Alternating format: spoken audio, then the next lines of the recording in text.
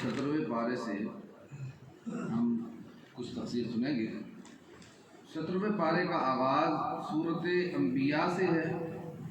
ये सूरत मुबारक मक्की सूरत है। इसमें 112 आयात और 7 रुकू हैं। इस सूरत का नाम सूरत अंबिया इस वजह से है कि इसमें बहुत सारे अंबिया किराम का ज़िक्र खैर है। बिलखुसूस हज़रत इब्राहीम अलैहिस्सलाम का तफसीली वाक़िया इसी सूरत मुबारक में है। आपके बुतों को तोड़ना, फिर लोगों का आग को आग में डालना। इसी तरह हज़रत सुलेमान अलैहिस्सलाम, हज़रत दाऊद अलैहिस्सलाम, हज़रत अय्यूब अलैहिस्सलाम के सफ़र का वाक़िया। ज़ुन्नून हज़रत यूनुस अलैहिस्सलाम का लक़ब मछली वाला, उसका वाक़िया भी यहाँ पर मज़कूर है इस सूरत मुबारक में। और आपने जो दुआ मांगी मछली के पेट में, उसका ज़िक्र भी यहाँ मौजूद है। फरमाया इक़्तरब लिन्नास हिसाबुहुम, लोगों का हिसाब करीब है। वहुम फ़ी गफ़लतिन मुअरिदून, और वो गफ़लत में पड़े हुए कि उनका हिसाब दो तरह से करीब है। एक तो जब आदमी वफ़ात पाता है, कब्र में जाता है, तो उसका इब्तिदाई हिसाब होता है। तो फरमाया कि उनका हिसाब करीब है क्योंकि वो मरते ही अपना हिसाब देंगे। और एक मतलब ये भी है कि क़यामत का दिन करीब है और उस दिन हिसाब होगा, और वो करीब है क्योंकि क़यामत के दिन मीज़ान यानी आमाल का हिसाब करने का तराजू, इस पर हमारा ईमान है। तो वो भी ज़रूरियात में से है, तो उसके मुताबिक आमाल की जांच की जाए। फिर अल्लाह तआला ने अपनी कुछ निशानियों को बयान फरमाया और फिर फरमाया कि अगर तुम्हें किस बात में मालूम ना हो, कोई बात इल्म में ना हो, तो फिर तुम अहले ज़िक्र से पूछ लो। फ़स्अलू अहले ज़िक्र इन कुंतुम ला तालमून, अगर तुम्हें मालूम नहीं तो फिर तुम जिनको मालूम है उनसे पूछ लो। तो मालूम ये हुआ कि हर इंसान इल्म के एतबार से बराबर नहीं है, बल्कि अल्लाह तबारक व तआला ने बाज़ों को इल्म में ज़्यादा किया है और बाज़ों को इल्म में कम किया है। तो जो कम इल्म वाले हैं उनको अगर कोई मसला मालूम ना हो, कोई हुक्म मालूम ना हो, तो वो दूसरे से पूछ ले जिसको मालूम है। अब जिसको मालूम है, अगरचे वो छोटी उम्र का है, अगरचे वो उसमें रुतबे में कम है, लेकिन अल्लाह अज़्ज़ा व जल ने इल्म की वजह से उसके रुतबे को बढ़ा दिया। इल्म जो है वो लोगों को फजीलत देता है, लोगों को अफजल बना देता है।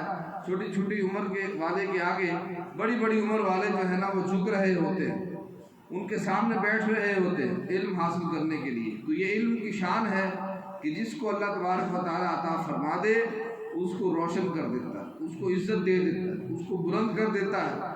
और कायनात की अफजल तरीन शख्सियत नबी करीम सल्लल्लाहु अलैहि वसल्लम को भी जिस चीज़ का हुक्म दिया गया, तो फरमाया कि आप फरमाइए कुल रब्बी ज़िदनी इल्मा, ऐ मेरे रब मेरे इल्म में इजाफ़ा फरमा।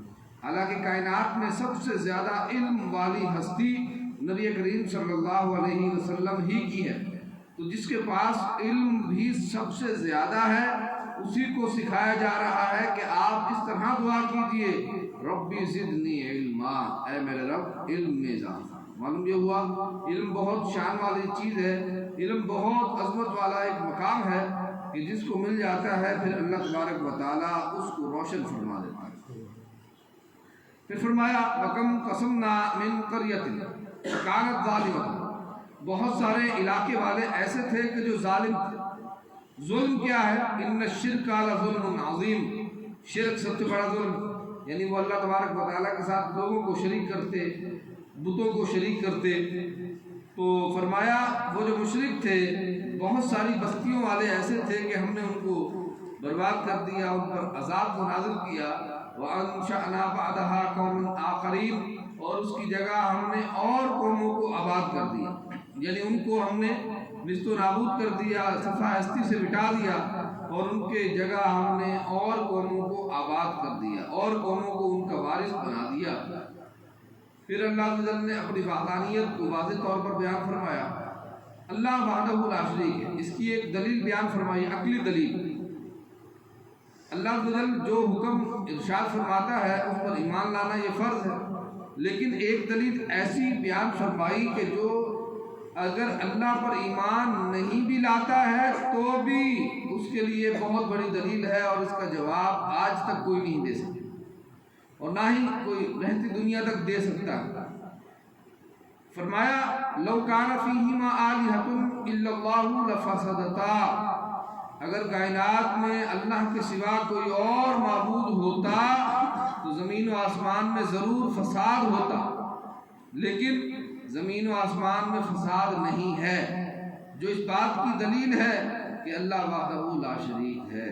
کیونکہ اگر دو خدا ہوتے، دونوں کی طاقتیں برابر ہوتی، تو ایک خدا کہتا ہے بھئی آج سورج مشرق سے نکالوں گا، دوسرا کہتا ہے میں مغرب سے نکالوں گا، اور ایک کہتا ہے میں شمال سے نکالتا ہوں، کیونکہ طاقت برابر ہے۔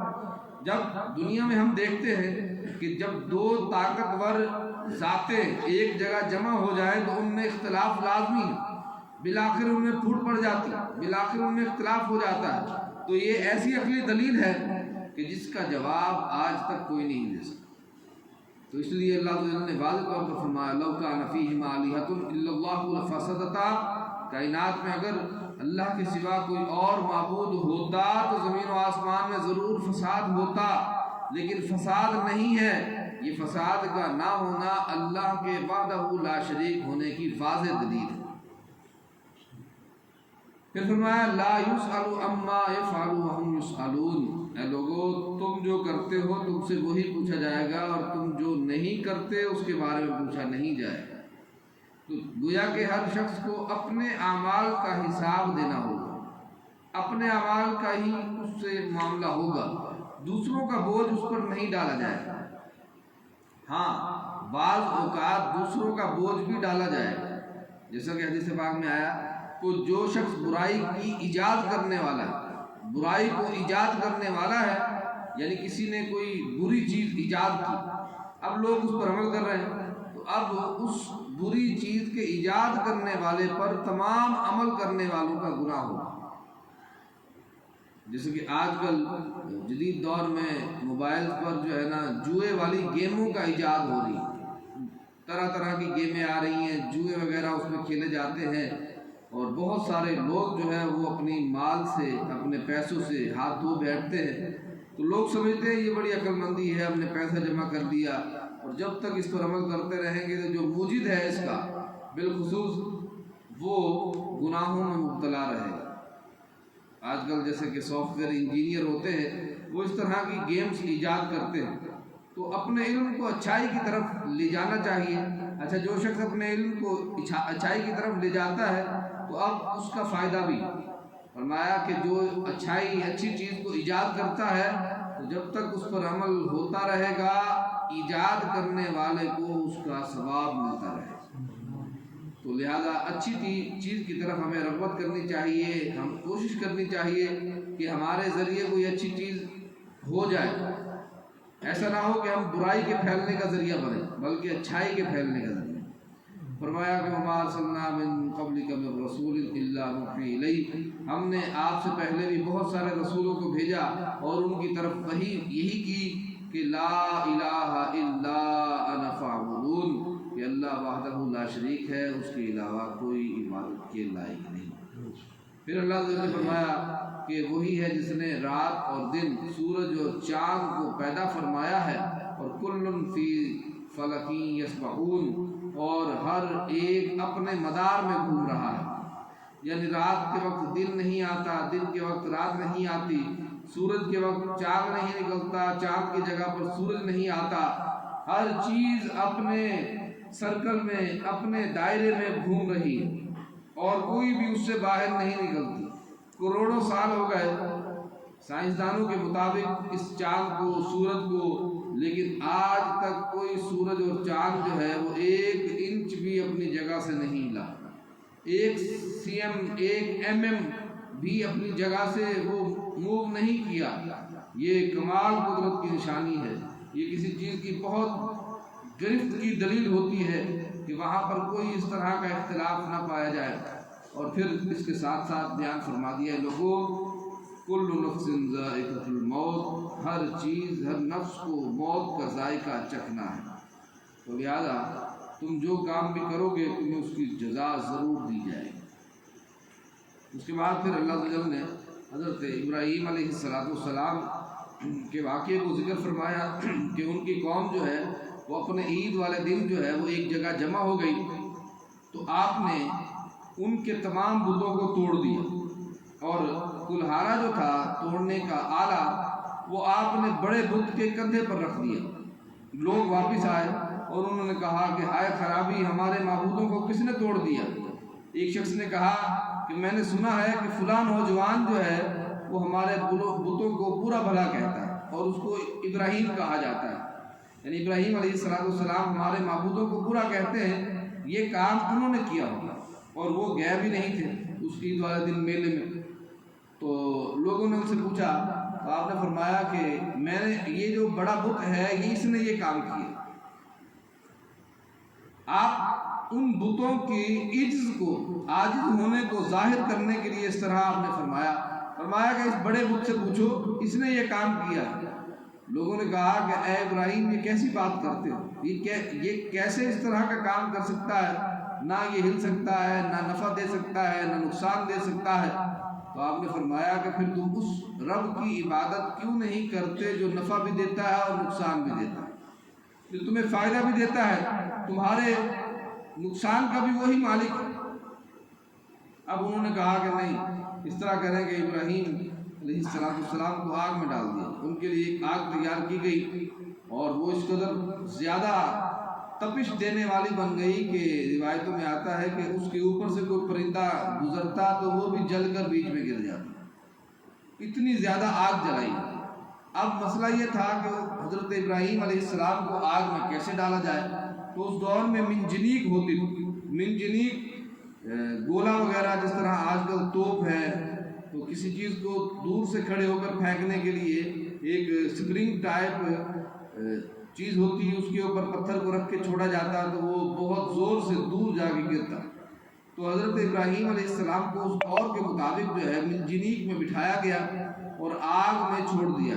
اب منجنیق سے آگ کے درمیان جانے کا جو فاصلہ ہے وہ چند سیکنڈ سے بھی کم تھا۔ اب اس دوران اللہ عز و جل نے جو خالق و مالک ہے، تمام سلطنتوں کا مالک ہے، اس نے آگ کو حکم دیا یا نار کونی بردا و سلاما علی ابراہیم، اے آگ ٹھنڈی ہو جا اور سلامتی والی ہو جا ابراہیم کی۔ یہاں آپ نے لفظ اللہ عز و جل نے ارشاد فرمایا سلامن، ٹھنڈی ہو جا اور سلامتی والی ہو جا۔ مفسرین فرماتے ہیں کہ اگر اللہ عز و جل یہ نہ فرماتا کہ اے آگ کو سلامتی والی ہو جا تو وہ اتنی ٹھنڈی ہو جاتی کہ حضرت ابراہیم علیہ السلام کو ایذا دیتی، تکلیف دیتی، کیونکہ ٹھنڈک کا بہت زیادہ ہو جانا یہ بھی اللہ عز و جل کی طرف سے آزمائش ہے اور انسان کو تکلیف ہوتی ہے۔ آج بھی بہت سارے ممالک ایسے ہیں جن میں درجہ حرارت -50, -60, -70 تک چلا جاتا ہے اور وہاں زندگی گزارنا بہت مشکل ہوتا ہے۔ اسی طرح جہنم کی ایک وادی ہے جو انتہائی سرد ہے۔ نبی کریم صلی اللہ علیہ وسلم نے ایک مرتبہ ارشاد فرمایا اے اللہ ہمیں زمہریر سے نجات عطا فرما۔ لوگوں نے عرض کی یا رسول اللہ صلی اللہ علیہ وسلم یہ زمہریر کیا چیز ہے؟ فرمایا یہ جہنم کا سرد ترین علاقہ ہے، بہت زیادہ سردی والا علاقہ۔ تو اس لیے فرمایا اللہ عز و جل نے اے نار، اے آگ ٹھنڈی ہو جا اور سلامتی والی ہو جا۔ تو وہ آگ آپ کے لیے ٹھنڈی ہو گئی اور سلامتی والی ہو گئی، یعنی جب آپ آگ میں تشریف لے گئے تو نہ تو آگ نے آپ کو جلایا اور نہ ہی آگ نے ٹھنڈک کی وجہ سے آپ کو ایذا دی۔ پھر اللہ عز و جل نے حضرت اسحاق علیہ السلام، حضرت یعقوب علیہ السلام کا ذکر فرمایا، قوم لوط کا ذکر فرمایا، حضرت نوح علیہ السلام کا ذکر خیر فرمایا کہ ہم نے ان کو نجات دی، حضرت داؤد اور سلیمان علیہ السلام ان کا ذکر فرمایا ہم نے سلیمان علیہ السلام کو ہواؤں پر حکومت عطا فرمائی، تجری بامرہ، حضرت سلیمان علیہ السلام کے حکم سے ہوائیں چلتی تھیں اور آپ اگر حکم کرتے تو رک جاتی۔ تو سلیمان علیہ السلام کا ہواؤں پر حکومت کرنا یہ من جانب اللہ تھا، یعنی اللہ عز و جل کی عطا تھی۔ تو اسی وجہ سے نبی کریم صلی اللہ علیہ وسلم کو جو کچھ عطائیں ہیں وہ سب اللہ ہی کی ہیں۔ اللہ عز و جل ہی آپ کو برکتیں، آپ کو عنایتیں، عظمتیں عطا فرمانے والا ہے۔ تو جس طرح سلیمان علیہ السلام کا ہواؤں پر حکومت کرنے پر کوئی اعتراض نہیں، تو نبی کریم صلی اللہ علیہ وسلم کی عظمتوں پر اور آپ کی طاقتوں پر، آپ کی سلطنتوں پر بھی کوئی اعتراض نہیں، کیونکہ جس طرح سلیمان علیہ السلام کو ہواؤں پر حکومت عطا کرنے والا رب کریم ہے، تو نبی کریم صلی اللہ علیہ وسلم کو بھی اختیارات عطا فرمانے والا رب کریم ہے۔ پھر حضرت ایوب علیہ السلام کا ذکر خیر ہے، فرمایا اذ نادى ربہ انی مسنی الضر، کہ یاد کیجئے ایوب علیہ السلام کو جب انہوں نے اپنے رب کو پکارا کہ اے میرے رب مجھے کچھ تکلیف نے گھیر لیا ہے اور تو سب سے زیادہ رحم فرمانے والا ہے۔ ہمارے معاشرے میں حضرت ایوب علیہ السلام کی بیماری کو بہت زیادہ بڑھ چڑھ کر بیان کیا جاتا ہے اور جہالت کی وجہ سے بہت بری تشبیہ دی جاتی ہے، اور یہ کہا جاتا ہے آپ کے جسم میں کیڑے پڑ گئے اور کیڑا جب نیچے گرتا تو آپ اس کو اٹھا کے اپنے زخم میں رکھ لیتے۔ ایسی روایات بالکل غلط، کیونکہ نبیوں کے لیے ایسا عیب جس سے لوگ گھن کھائیں یہ منع ہے، یہ ہو ہی نہیں سکتا۔ جس طرح کہ آج کے دور میں اگر کسی کے جسم میں کیڑے پڑ جائے، کیا لوگ اس کے قریب جائیں گے؟ نہیں جائیں گے، بالکل نہیں جائیں گے۔ ایسے ہی انبیاء کرام کے لیے اس طرح کا عذر جو ہے، اس طرح کی بیماری جو ہے یہ ناممکن ہے، کیونکہ نبی جو ہے وہ لوگوں کو تبلیغ کے لیے آتا ہے، اور اگر جسمانی طور پر وہ اس طرح کی کیفیت کے ساتھ متصف ہوگا تو لوگ اس کے قریب کیسے جائیں گے؟ تو لہذا حضرت ایوب علیہ السلام کو ایک آزمائش آئی اور لمبے عرصے تک رہی، وہ آزمائش میں صابر رہے، شاکر رہے، تو اس لیے صبر ایوب کی مثال دی جاتی ہے۔ لیکن جو بعض لوگ اس طرح بیان کرتے ہیں یہ بالکل غلط ہے۔ ایسی کوئی بیماری حضرت ایوب علیہ السلام کو نہیں لگی تھی کہ جس کی وجہ سے آپ کے اندر لوگوں سے نفرت پیدا ہو جائے۔ اسی طرح لوگ بیان کرتے ہیں حضور صلی اللہ علیہ وسلم پر مکہ میں ایک بڑھیا تھی جو کوڑا پھینکا کرتی تھی، یہ روایت بھی بالکل غلط ہے، ایسی کوئی روایت نہیں ہے، اور نہ ہی کوئی بڑھیا نبی کریم صلی اللہ علیہ وسلم پر کوڑا پھینکا کرتی تھی۔ بدقسمتی سے ہمارے نصابوں میں، ہمارے اسکولوں میں یا دیگر کتابوں میں بعض مقررین بھی اس طرح کی روایات بیان کرتے ہیں، یہ سب جہالت کی وجہ سے کرتے ہیں، ایسی کوئی روایت ہے ہی نہیں۔ اسی طرح صبر ایوب کی جو روایات بیان کی جاتی ہیں یہ بھی من گھڑت ہے، یہ بھی بالکل غلط ہے۔ نبیوں کو ایسی بیماری کبھی ہوئی نہیں اور نہ ہو سکتی۔ پھر حضرت اسماعیل، حضرت ادریس و ذوالکفل کا ذکر فرمایا، کل من الصابرین، فرمایا ان سب کو اللہ نے آزمائش میں مبتلا فرمایا اور یہ سب آزمائش میں پورے اترے اور صابر بنے۔ پھر ذنون، مچھلی والا، حضرت یونس علیہ السلام کا ذکر ہے، فرمایا جب وہ اندھیروں میں تھے، فنادا فی الظلمات، تو انہوں نے اندھیروں میں اپنے رب کو پکارا۔ اندھیرے کیا ہے؟ رات کا اندھیرا، پھر پانی کا اندھیرا، پھر مچھلی کا اندھیرا، پھر مچھلی کے پیٹ کے اندر کا اندھیرا۔ فرمایا ظلمات یعنی اندھیروں میں انہوں نے اپنے رب کو پکارا اور کہا اللہ الہ الا انت سبحانک، اے میرے معبود تیرے سوا کوئی عبادت کے لائق نہیں، انی کنت من الظالمین، اور میں ہی اندھیروں میں ہوں۔ یہاں بعض لوگ ترجمہ کرتے ہیں انی کنت من الظالمین، اے اللہ میں ظالمین میں سے ہوں، تو معاذ اللہ ایسا ترجمہ کرنا بھی غلط ہے، کیونکہ نبی ظلم کرنے والا نہیں ہوتا۔ یہاں ظالم سے مراد ظلمات ہے، اندھیرے ہیں۔ انی کنت من الظالمین، اے اللہ میں اندھیروں میں ہوں، کیونکہ آپ پانی میں تھے، مچھلی کے پیٹ میں تھے، روشنی کا کوئی انتظام نہیں تھا، تو اس سے مراد یہ لی جاتی ہے اے اللہ عز و جل میں اندھیروں میں ہوں، میں تاریکیوں میں ہوں، تو میری مدد فرما۔ اللہ عز و جل نے آپ کو ان کلمات کے طفیل مچھلی کے پیٹ سے نجات عطا فرمائی، آپ باہر تشریف لے آئے۔ تو حضرت زکریا علیہ السلام کا ذکر خیر فرمایا، ہم نے ان کو ایسی عمر میں لڑکے کی بشارت دی کہ جس عمر میں لڑکے نہیں ہوتے۔ حضرت یحییٰ علیہ السلام کا ذکر خیر فرمایا، اللہ تبارک و تعالی ہم سب کو